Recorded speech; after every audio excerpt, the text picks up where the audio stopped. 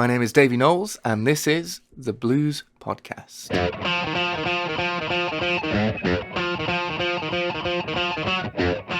Hi everyone, it's Big Boy Bloater here for the Blues Podcast.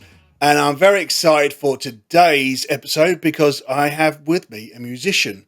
Well, not with me, but I'm talking to a musician who's been described by Joe Satriani, nonetheless, as his favourite modern day blues man. I mean, that's an accolade not to be taken lightly, I think. So without further ado, I shall say a big hello Blues Podcast to Davy Knowles. Hello, Davy. How you doing, man? Hey, I'm doing very well. Yourself? I'm good, thanks. Yeah, very good indeed. So, I always like to kick these things off with just talk about the early days, basically, and how you got into music and all that sort of thing. Now, you grew up on the Isle of Man, which is to me seems a fairly sort of isolated area to grow up in terms of music. That is sort of going to live music and that sort of thing.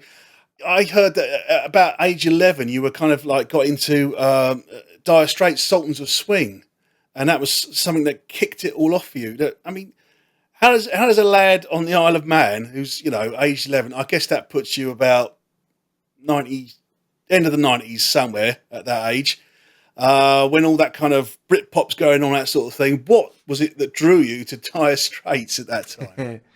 Well, yeah, I mean, you're right about the Isle of Man. We never got any major names coming over. Not really in my time there. But there was an amazing live music scene amongst the locals. Every pub had live music. So from the get-go, there was always stuff going on that was really interesting, and there was, created a wonderful atmosphere. So it felt nurturing, and it felt very safe, and it felt, just kind of a welcoming musical community. You're right about the whole Britpop thing, and I never really, Right. I never really got into a lot of that stuff till later. Maybe Ocean Colour Scene, I was a big fan of. I remember. Okay. I I love those guys. Yeah. Yeah.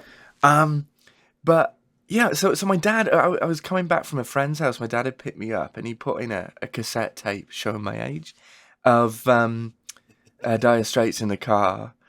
And I don't know what it was. I think it was something to do with the guitar sound. Everything I'd heard up to that point was really distorted, and it was super cool. I loved it, but it was just so kind of crystalline, and I really loved that sound, and the way that the guitar kind of weaved in around the vocals. They were inseparable from one another, and I think that really drew me in.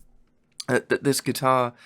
The guitar didn't just have to come out and poke through and shine for a minute and step back. It could kind of weave in and out of this song and be a permanent fixture. Right. I don't know. I probably didn't think about it all in those terms at 11. I probably just thought, this is really cool. I want to buy a headband and be Martin Offler. I think that was really the main thought. See, I would have thought that point in their career, they were fairly uncool at the time. Surely, I mean, it's yeah, and I wasn't really following them at that point. I wasn't really aware that they might still be going. I think they had gone by the time I discovered them. Yeah, that was at 1998. Yeah, 93. I think they'd kind of called it quits.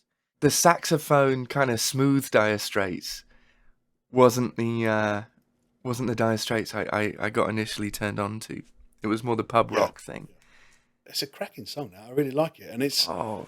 I think, like I say, it's come in and out of fashion. I think, and that's probably a sign of a good song, that it can actually come back and be be picked up by kids of 11, 20 years later or something, 30, 40 years later. I mean, that's definitely the mark of a good song, I think. Were your friends not kind of listening to, like, as you say, the Ocean Colour Scenes and your Oasis and all that sort of thing? Are were they thinking, what's he doing? What's he doing listening to that? Old bands. I'm sure music. they were. Oh yeah, I mean, I think kind of new metal had just started as well, like Nickelback. Touch wood, you can't say that word out loud. Nickelback. You're safe. It's fine. Yeah, I've got nothing against him. Nickelback had just come out, and that whole Incubus and these kind of new metal guitar driven bands, and I don't know. To me, I don't know. It just didn't. I just didn't really catch on to it. It didn't really stick with me. But no, I never got teased about it. My friends were always really, really supportive with it. It was lovely. But yeah, there was some Had some mad good mutual friends, then I'd passion. say. Yeah, Yeah, I got really lucky. Or maybe I just didn't hear them talking. You know? yeah, maybe. Yeah, just blanked it all out. It'll come back years later. You'll suddenly realise, how terrible school was and all that sort of thing. It'll be some Oh, sort of I. midlife crisis. You've got that to look forward to anyway. So that will be fun when that happens, won't it? It's kind of that song that inspired you to go and pick up a guitar, right? And start learning and copying the riffs and all that sort of thing. I think it's interesting you say about the riffs coming in and out with the vocal, because I mean that's a very blues thing, really, isn't it? I mean, if you listen Oh to BB yeah. King, that's exactly what he does, isn't it? So it's. It's this call and Do you think response. that was a lead into the blues? Yeah, yeah, That was maybe kind of again a secondary kind of afterthought. I think it was just the guitar being front and center really with it. And once I exhausted the Dire Straits catalog, which I still don't feel like I really have, I'm still a massive fan. Um, my dad turned me on to John Mayall and the Blues Breakers, the Beano record, which I think is such a yeah. I mean, it's such a point of entry. I think for most of us. And that was really my first introduction to the blues. And it was such a good one, I think, in that, the first track is a Otis Rush track, then there's a Freddie King track, then there's a Ray Charles track, then there's a Robert Johnson. There's so many great yeah. names. Covering all the bases, all the classics, isn't it? Really. Oh yeah, so you read the liner notes, right? And you're going, well, I need all of the Otis Rush, I need all of the Freddie King, I need, and so it was such a great introduction because it blew the doors open for me. That record. Yeah. And so you borrowed your dad's guitar, is that right? It's Yeah, he was a good. He kind of called himself a victim of the great '60s folk scare, um, okay, yeah, and so we were always hearing Donovan and Bert Jansch and Pentangle and John Renbourn and Fairport Convention and a lot of the kind of English folk stuff, which I love. He was always playing, as far as as long as I can remember. But yeah, I think he and I kind of once we found that we had this music thing in common, then it was, a real connection. And yeah, here you go, try this. Here's a couple of right, yeah. chords and off to the races. Yeah. Because you had some guitar lessons as well, didn't you? But you kind of decided it wasn't for you. I mean, I had exactly the same Really. experience. My mum and dad realised I wanted to play guitar, so they got me like a classical guitar and some lessons, and it was all kind of learning to play classical. And I thought, no, I just want to kind of crank it up and rock out. That's what I want to do. So Exactly. I had no Yeah. interest in that whatsoever. I think that's the case for a lot of musicians, I guess. But I what think sort of so. guitar did you Yeah. start on? Well, I really wanted an electric guitar, but my folks, quite understandably, kids going through fads, they're like, here's a guitar we found at the charity shop, and it was a it Yeah, was a 3/4 size Spanish nylon string, which was perfect. And stick with this, and then we'll think about getting something louder. yeah, Um, right, yep. yeah, exactly. But yeah, there was a wonderful guitar teacher at my school called Mr. Lum, and he was very, very patient. And I went there for a little bit, but again, like your experience, you're not allowed to touch the guitar; it has to be held out here, Yeah, and yeah. you have to have a little stool for your foot, all of this stuff. And um, I never wanted to be Andrei Segovia. I never wanted to be so disciplined. I just like you, just wanted to go for it. So in the end, I just I used to skip lessons and go down and jam with him instead, and he kind of let me do that, which was brilliant, brilliant. And then again, kind of coming back to the Isle of Man, there was this. It was really easy to find like-minded people, and so um, while I would never say I had formal training, um, I don't really believe in the word self-taught. I don't think anyone is. I think that I had a lot of people take me under their wing, and I was very lucky for that. Yeah, I think a lot of guitarists say to me, "What's the best way to learn? What's the how, any tips? And I always said the best thing to do is play with other people. Just Hmm. just get in a jam or something. Just play with other people because you learn so much more. You could sit in your bedroom for hours practicing scales and trying to learn songs and all that. But it's not until you go out and you're in a kind of environment with other people and you see how they do something, and it makes you think about doing something. It's the whole Hmm. reaction thing as well. It's you just It's got a to be able to social play with thing, isn't people. it? We're social Yeah, beings, and yeah. it's a social, yeah. And it makes me think. I'd love your opinion on this. Is you're talking about social media, and there's like a whole new genre of guitar players that I see that are totally and utterly just seem only focused on a quick 30-second or a minute thing to put on the internet, and it's very good. But it's like a whole new genre of guitar players not playing with other people, but putting it on social media. Do you see that? Mm. I've seen a little bit of that sort of thing. I think I know what you mean. I think that's, oh, I could be digging myself a hole now, but Oh dear, I think that's a sorry. bit indicative of of how we are today. It's all very short, snappy bits of look at me, and it's all about selfies, and it's all it's yeah. I mean, Yeah, again, I think the other thing about playing with other people is going and learning playing with other people is you learn how to interact. And as a guitarist, I think it's really important that you don't step on people's toes all the time. You're not playing over the lyric all the time, and you're not. And I think, I don't know, some of the modern, influencer types and all that sort of thing yeah. don't really have that ethic. They just, it's all about me. I think that's I the way couldn't I agree see it. But more. yeah. Yeah, I couldn't agree more. And I don't know. It makes me feel a little sad because I say the same thing when people ask me, "Oh, how do I do this?" Go out and play. Go out, put yourself out there. Go play in the open mic. Do anything you can. Yeah. Um, be the worst player in the room Yeah. always. And Make some mistakes and go, oh, I'm not doing that yeah, again. yeah, You know, absolutely. And then do it again. yeah, but with feeling next time. Yeah, there you go. Close your Yeah, eyes and put your tongue in your cheek, and there you go. You yeah. can get away with anything. It's, yeah, yeah, kids. That's guitar tip number one. Always close your eyes, put your tongue in your cheek, and what is it they call it? The egg in the cheek. The egg. Oh, good. Yeah, yeah, Yeah, yeah, yeah. perfect. That's guitar pose number one. Absolutely. Anyway, let's get back to Yeah. guitars and all Sorry. that sort of thing because Mm. I want to know this early guitar play. I mean, you started a band at school with friends as well. I guess like-minded friends, Mm. right? So I mean, it's Mm. I think you were quite lucky that. I mean, when I was at school, which was a little bit before you, but all the kids were into Michael Jackson and Five Star, and that was it. I couldn't get anybody else interested in anything else. It was like, oh, I'm the only weird kid in the school, apparently. So I think you were very lucky. It's Yeah.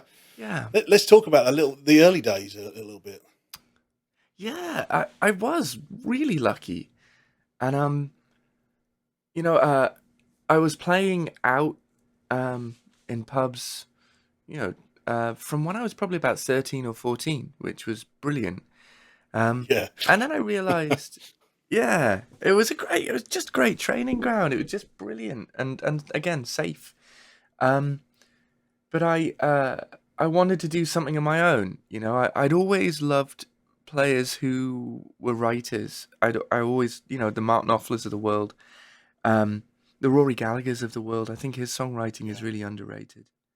Um, and I'd always loved that. I'd always kind of realized that guitar is really fairly useless to me if it's not in the context of something interesting.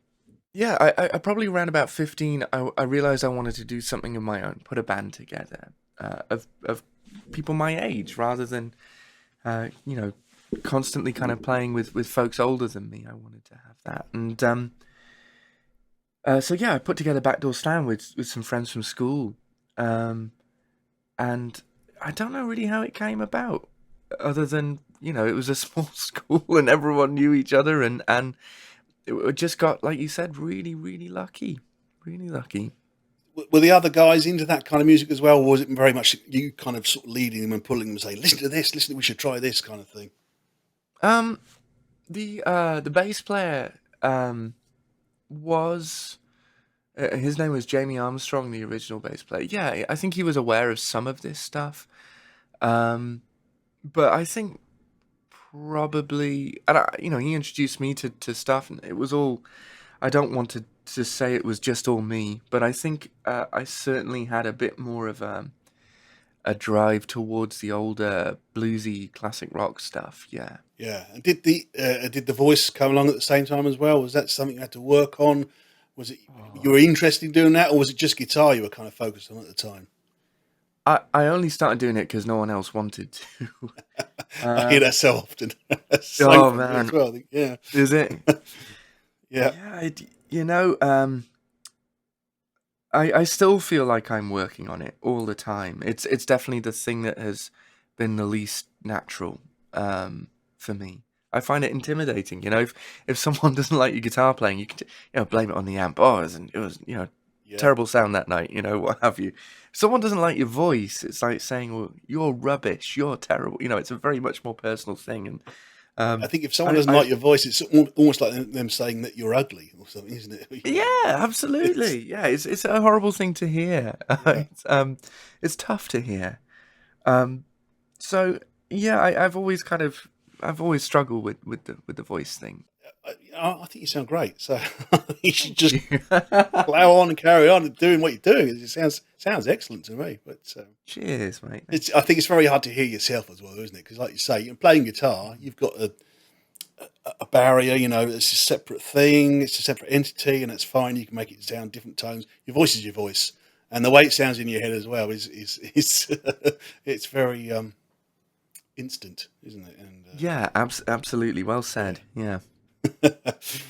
so yeah, school band. Then I mean, did you perform concerts at school? I mean, did the other kids were getting it? Were they saying, "Come on, play some Oasis" or that kind of Oh thing? yeah, we went through the whole smells like Teen Spirit and Okay, going right, through all of that stuff. Of yeah, course. But yeah, we played Battle of the Bands, and then again, with it being such a small community and such a tight knit kind of musical community, we got gigs straight out the bat. We the drinking laws were a lot more lax back then. It was if yeah, you're not causing any trouble, come in and have a pint. You might yeah, only be yeah. 7, but it's all right. So yeah, we were playing out from 16. 3 nights a week sometimes, and it Right. was fabulous, really good. There was a local promoter called Lenny Conroy who I'd known for a while at this point, and he was instrumental in getting us around the Isle of Man and all the pubs of the island, and so we were being championed really from the get-go over there, Right, which yeah. was absolutely incredible. Really looking back on it, how it all clicked very, very quickly. I think I've probably banged on about this before in the podcast, certainly on radio shows and stuff like that. But I always love to hear about when a band the early days and they go around the pubs and they do pub gigs, and sometimes it will be to two fishermen and a dog or something like that, and sometimes they'll have a Yeah, great night, and it all builds up for you know to make you what you are. You build your stagecraft that way. And getting back to what you were saying earlier about the 30-second kind of generation, that sort of thing, I've unfortunately, caught bits of things like X Factor and things like that, where people have gone on and some of them are nearly in their 30s maybe, and they go, oh, it's always been my dream to be a pop star, but they've never done a gig. They've never done the first time they've sung in front of an audience is in front of a TV studio, with yeah. all the bells and whistles, and you can't really go wrong, can you? I mean, you can't mess that up too much, can you? It's and I, it's I I have a thing with those shows. They're marvelous yeah. entertainment, right? It's everyone likes a car crash, Well, which is yeah, terrible. But was it Dave Grohl that said this? And it was, just imagine if Bob Dylan had gotten up there and he sung something, and the judges would have said, "Well, you're nasal, you're yeah, flat, your harmonica playing is terrible," yeah, and we would have lost one of the greatest musical, minds of any generation, of any yeah. era. But I think that's indicative of those old days, though, isn't it? Where labels were happy to put in 3 or 4 albums for you to get it right and things like that. Now it's got to be instant hit, or you're out the door, aren't you? Absolutely. And if you don't play that game, brilliant. Don't even think about it. That's always been my, the goal is not, a great big fat bank balance and a flash in the pan career and then you're gone forever. The plan is to Yeah, play music. yeah, And I think if you keep that, that focus, you're not really driven to do anything else. Like I say, it's wonderful entertainment. It's a wonderful TV show, but I think it's also a little over generous dangerous. now, maybe possibly. Yeah, I'm being polite, I think. Yeah, but but yeah, um but it is also engineering that that's the way you do it. That's the way to become a musician, and I think that's sad for younger kids to see. And I think it's also sad for yeah, younger kids to see that the way to become a musician is to do something flashy on Instagram with good lighting. You know, yeah. it that's not the reality of it in any kind of way. But I think time will tell. History will show. Another thing I've banged on about before is I don't think we're particularly making a lot of classics these days. I mean, through the '60s and '70s, there was a plethora of classic albums, hit songs that have stood the test of time, that are still played today now and lauded as great songs. I don't hear a lot of those songs coming through for the last 10, 15 years, maybe. I don't know. There's still some, the occasional one, but just not as much. And I think everything's just geared to churn it out, sell it, and move on to the next thing now. And it doesn't really matter, Yeah. which is a shame. I'm with you. Yeah, I agree. And sometimes I feel like I'm cynical for thinking that. Um, yeah. but I As you get think, older, it gets worse. yeah, I'm looking forward to it. It's gonna be great. Um, but no, I think you're right. I mean, those songs are, you're born and you know them, right? Some of Yeah, those classic ones, exactly. they're just a fabric of people's lives. I'm not sure if we have that. I think you're right. Yeah, maybe the tide will turn and we'll realise that, and it'll come back to it, and it won't be. I think slightly getting off topic again now, but I was quite interested about the ABBA comeback recently, Oh yeah. um, and the fact that they're doing the avatars and that they'll be doing gigs like that. I think again. For the first time in a very long time, it won't really matter what you look like. Back in the '70s, if you look at all the '70s pop stars, like the big top the pop stars at the time, bands like Mud or things like that. I mean, they weren't good looking guys particularly, but they had massive hits, and it wasn't about how they looked; it was about how they sounded and what they played and the music they played. Mm. It's all become about looks a lot these days, and I think if that changes somehow with this avatar thing, you can look however you want, then it puts the emphasis back on the music again, which I think could be interesting. Could totally ruin the whole thing. I don't know. I don't know where we're going with it, but Yeah, that's interesting, isn't it? And the hologram thing that came out, Dio yeah, coming back from the dead and doing that.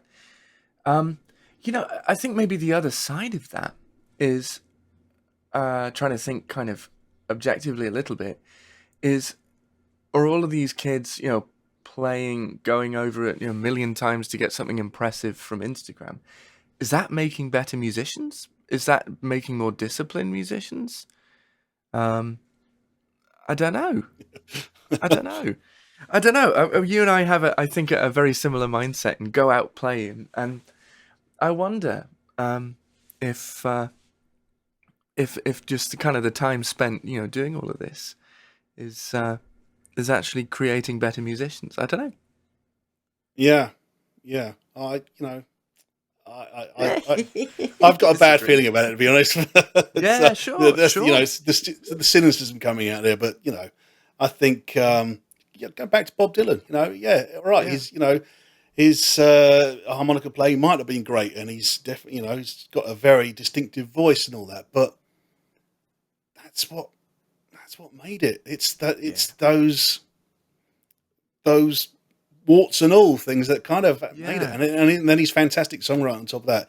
If he turned up today looking like that, sounding like that, they'd be going, No no. chance. You wouldn't No even get on chance. the first round of the X Factor, I guess. But Absolutely, and it just makes you wonder how many Bob Dylans there might be yeah. kind of wandering around. If you're enjoying the Blues podcast, then make sure to follow the Spotify playlist Blues Meets Rock.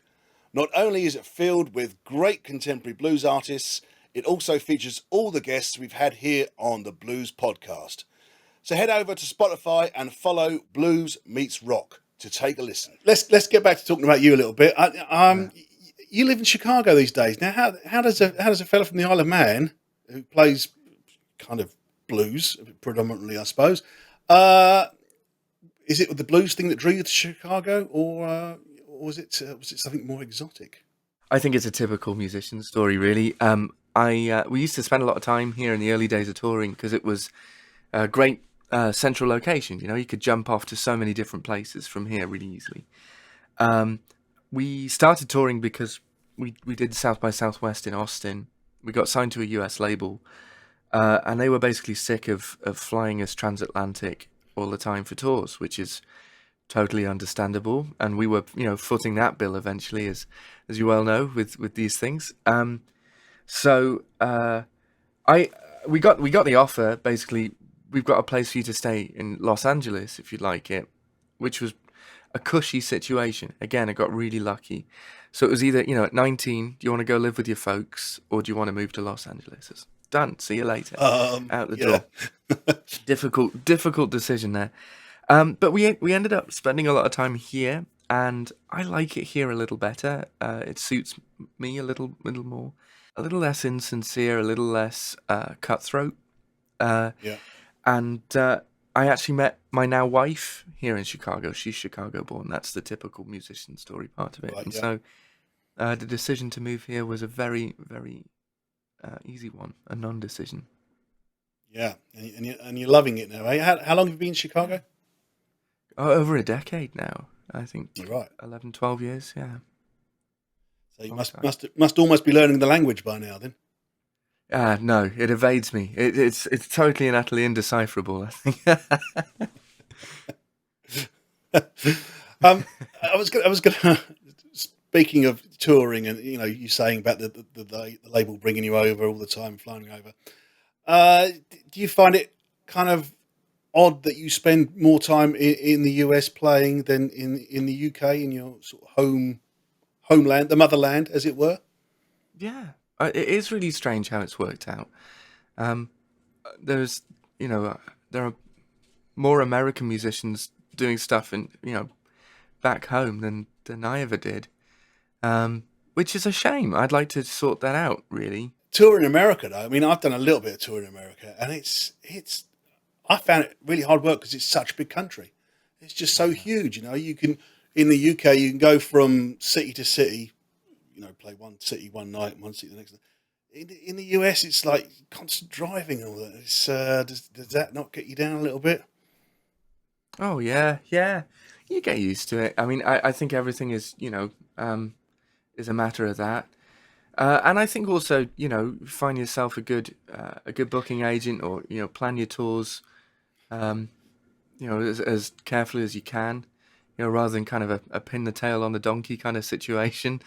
Um, Yeah, the East Coast is an easier way to tour. Everything is a bit more European, really. Everything's a little bit closer together and yeah, easier to navigate like that. It's when you start getting kind of out in Midwest into the West is really difficult to plan. It's really difficult. You're going to have a day of travel, an 8, 9, 10 hour drive. yeah. So yeah, it's definitely different. But I've always loved the kind of nomadic side of this. I've always loved this kind of romantic notion of not being anywhere in particular, and I think embracing that has helped me deal with it. I think that's quite a brave way to be, really. And I think a lot of people wouldn't be able to do that. They need that, the constant blanket of knowing where they were, and where they were going. That's quite a brave way to be. Oh, I don't know. Yeah, it's I like the idea of being slightly kind of in between places. I like. Is that another way of saying lost, or just? Yeah, probably. There's a lot to be said for being lost. Sometimes I think it's takes you out of your comfort zone, doesn't it? Which I guess it was the Certainly point. does. Yeah, yeah. Certainly does, for better or worse. Let's talk a little. I mentioned it in my introduction at Joe Satriani. Said that you were his favourite modern day blues guy. That's quite something, isn't it? How did you get to meet Joe? That's really kind. Yeah, he's a lovely chap. How how I got to meet Joe is a really name droppy story. We love it. I was on tour with Jeff Beck. Right. I was on tour with him, and we were playing a lovely theater in Oakland, California, and I'm talking with Jeff after the show, and around the corner pops Joe Satriani, Sammy Hagar, and Chad Smith from Red Hot Chili Peppers, Yeah. and they'd caught my opening set, which was lovely, and we were all just chatting, and it was really nice. And the next thing I know, those guys with Michael Anthony from Van Halen had formed this super group, Chicken Foot, which is a great name for a band, Yeah. and they asked me to come and open, and so I got to know those guys really through that gig in California, and then I ended up doing some more stuff with Joe as well, and a nicer guy you'll never meet. He's a really really lovely human being. Yeah. That's nice to hear these days, isn't it? Because you never know how it goes. Yeah, A lot of the time people say don't ever meet your heroes, and it can go wrong. There's a couple of guys yeah, I've worked with, old blues guys, who I absolutely loved, and I've had to go and do a gig with them, and they've just been the most cantankerous old bastards in the world, basically. And it's just like now I have a yeah. real hardship It's listening to their tainted. music. Yeah, exactly. Yeah, it's kind of ruins it. So Mm, it's lovely to hear when musicians are normal and human and mm, approachable and good like that. Is there absolutely.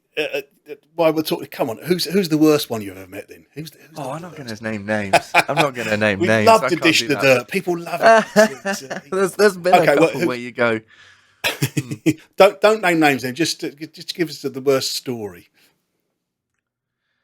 Oh gosh. Um, I mean, there's just things that people have said where you just go, that's how I don't want to turn out. I haven't had really any terrible, unnecessary comments like, you're as opening act, your job is, to get in and out and not be in the Yeah, way, but you also want to do a good job. It's reflective of the whole night, right?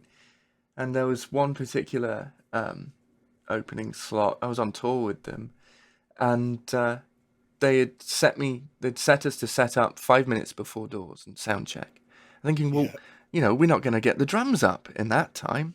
That's absolutely no. Is there any way you can hold doors for 15, yeah. 20 minutes? We'll do it as quickly as we can. It'll be better for everyone. And they turned around and just said, that's what happens when you play with the big boys. Mm, And I just thought, what a wholly unnecessary attitude that's kind of right. Yeah, shooting yourself yeah. in the foot. Um, things like that have happened. But really, never anything more than just inflated egos, and you just think, well, you're a bit of a prick, and walk away. Getting a But photo with one of a guy that I really looked up to for a while, and we're all, everyone's hugging like this, and the photo clicks, and he just turns around to me and says, "This must be an honor for you." And I thought, well, it was. yeah. But yeah, Okay. Scrub that one off the yeah, list. Yeah, yeah. Right. exactly. Okay, so let's talk about who would you absolutely love to work with now. I mean, you've had some great experiences. You've worked with some great people so far, but who's still on the list to be to be ticked off to have your photograph taken with? Uh, you know, I would just love to work with Richard Thompson. Um, Yeah. not particularly a blues guy, but a musician that I admire greatly. I had the opportunity to meet him and to talk with him, but I would love to write with him. I'd love to kind of to play with him. I think he's such a unique player and such a great musician. Martin Knopfler, again, I'd love to be. I'd love to just, I don't know, break down and cry in front of him and say thank you. um, uh, they're an enormous amount. I wish I had been around here in Chicago when the blues scene was really in its kind of throes. Um, the whole Maxwell Street. There was a street down on the south side that just basically closed down. You know, and people would just play out in the streets. I'd love to have seen that. I'd love to have played with. I would love to have picked out his Rush's Brains or Magic Sam or those old guys here. There are some wonderful musicians in town that are remnants of those days that hung out with them, and they never really get their just dues. People like Lurie Bell, who's just a wonderful musician. Billy Branch, folks like that are really kind of the generation after those legendary figures, but are incredible in their own right. So yeah, from a blues standpoint, those guys uh, I really look up to.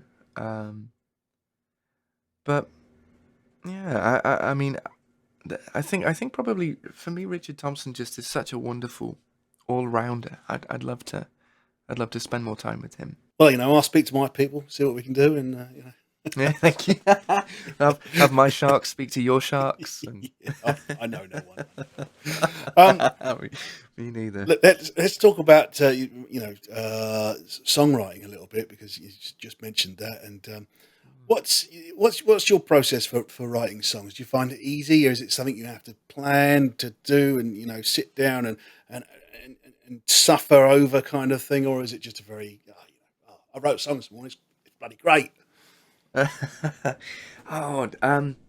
think I write it any way I can, right? I find some of them just pop out, and it's there, and it's done, and it's a really fast process, and some of them are really laborious, and I don't think there's any rhyme or reason for me. I just try and write whenever I can, however I can, and then make sense of it afterwards. I think whatever pops out, and then try and figure it out after that. That's always been my kind of haphazard approach. I was listening to the single this morning that you got out, which I liked a lot, and I thought it was very interesting because it was 2 tracks, and for me it was definitely very much 2 sides of a coin. Roll Me, that's it. I thought was kind of very, very sort of southern soul-y kind of feel, which I absolutely love that sort of stuff. Brilliant. And then on the flip side, which is Like the Moon, I found that much more modern, contemporary, almost not blues kind of. But Oh yeah. is that something you're exploring, doing kind of really mixing things up? Do you see yourself going one way or another in the future? Again, I think it's haphazard. I'm not very good at follow, and I don't mean this in an arrogant or in a bragging way. Just in a. I'm not very good at staying in one lane. I like all sorts of different things, and I just write and whatever pops out. The Light of the Moon, that kind of more modern thing. Yeah. I actually I was on this phase, wonderful phase of listening to Tiny McPhee and the Groundhogs so much. I think they're a band so underrated. Tiny McPhee is wonderful, and they had an album called Split, and I was just listening to that non-stop, and I love this kind of almost psychedelic side of it, and that was a song that popped out from listening to that. And I don't know why it ended up in this more modern kind of thing, but I agree, it did. Um, and then Roll Me, I was listening to, at the time, a lot of Fantastic Negrito, a lot of Sly Stone, also a lot of Sharon Jones and the Dap Kings, and this kind of, this soul thing. And Yeah, got that vibe. Yeah. Yeah, and it was actually Eric Korn who wrote the song, and when he it was just kind of just a bit of synchronicity. He showed me that song. I was like, this is great. I love this. This is really cool. So I think it's just maybe a product of just me being a little bit unsettled. I don't know. I like lots of different things, and so Yeah, it just I kind think of that's good. ends up like that. Ah, well, cheers. The future is knocking on quite a lot now. You know, technology is getting very exciting and that kind of thing. Um, I want you to imagine many years into the future now, when you're almost at the end of your journey, and very very exciting news is that robot parts have become available, and they say that they can keep you alive to carry on making great music for years and years and years to go. And what I want to know is it's a two-pronged question. Basically, is Okay. the first part is what parts would you allow them to replace with robot parts of you, and what parts wouldn't you allow? It's a very strange question, I know, but this is how my brain works. Oh my gosh. Um. Well, I think let's try and be sensible. I think it would be miserable to be um ancient and immobile. So I think legs would be fairly useful. Okay, I yeah, think arms would also be useful for playing guitar. You know. certainly for guitar playing. Yes, yes. Yeah. There we go. Um. this is a really unusual, difficult It's a question that strange you've. question. Yeah. It is, isn't it? What about things like brain and heart? Would you think? Do you think that we could get away with robot brains and hearts for musicians? Um. Well, I think brains. I mean, would they upload your old brain into a robot brain? Is that how that I would guess work? so. Yeah, you'd have all your old Yeah. memories and remember all the same riffs and Okay. licks and stuff. And yeah, yeah, yeah, yeah. That'd be great, as long as there's still the facility to forget stuff. I don't know. It seems like an odd idea to live forever, really, doesn't it? I think Well, I didn't the say ever. I just finality of meant I said things, just for a bit, just prolong. Yeah, yeah, a prolong. certain amount of time. Yeah, but what musician would you like to see brought back to life through the power of robotics? Specifically, so you can jam with them and maybe write some songs Okay. and kind of stuff. Wow. I think Rory Gallagher. Yeah, I was just such a massive fan. Um, just such a massive fan, and I would love to have had the opportunity to see him live. yeah. Davey, it's been absolutely lovely chatting with you here on the Blues Podcast. Thank you so much. Wish you lots and lots of success in the future with all your robot parts, of course, and all that. Well, thank Thank- you so much for having me. Thank it's you. been great. Hopefully, bump into you on the road somewhere along the way, and we can have a proper, real chat. That'd be lovely. Proper jam as well. You're on. Thank you for joining us on the Blues Podcast. Please don't forget to subscribe wherever you get your podcasts from, and also make sure you leave us a review and a rating, as this helps other people find the Blues Podcast. I'll catch you next time. Bye.